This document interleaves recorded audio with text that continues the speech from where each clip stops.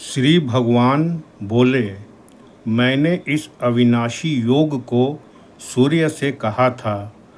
सूर्य ने अपने पुत्र वैवस्वत मनु से कहा और मनु ने अपने पुत्र राजा इक्ष्वाकु से कहा।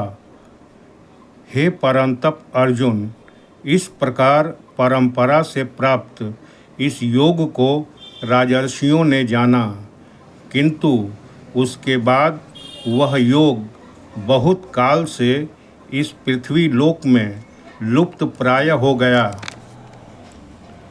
तू मेरा भक्त और प्रिय सखा है, इसलिए वही यह पुरातन योग आज मैंने तुझको कहा है, क्योंकि यह बड़ा ही उत्तम रहस्य है, अर्थात गुप्त रखने योग्य विषय है। अर्जुन बोले, आपका जन्म तो अर्वाचीन अभिहाल का है और सूर्य का जन्म बहुत पुराना है, अर्थात कल्प के आदि में हो चुका था। तब मैं इस बात को कैसे समझूं कि आप ही ने कल्प के आदि में सूर्य से यह योग कहा था। श्री भगवान बोले, हे परंतप अर्जुन, मेरे और तेरे बहुत से जन्म हो चुके हैं, उन सब को तू नहीं जानता, किंतु मैं जानता हूँ।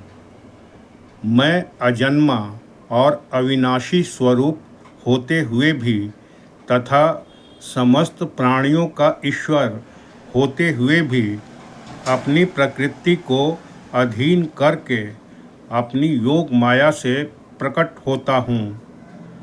हे भारत, जब जब धर्म की हानि और अधर्म की वृद्धि होती है, तब तब ही मैं अपने रूप को रचता हूँ, अर्थात साकार रूप से लोगों के सम्मुख प्रकट होता हूँ। साधु पुरुषों का उद्धार करने के लिए, पाप कर्म करने वालों का विनाश करने के लिए और धर्म की अच्छी तरह से स्थापना करने के लिए मैं युग युग में प्रकट हुआ करता हूँ।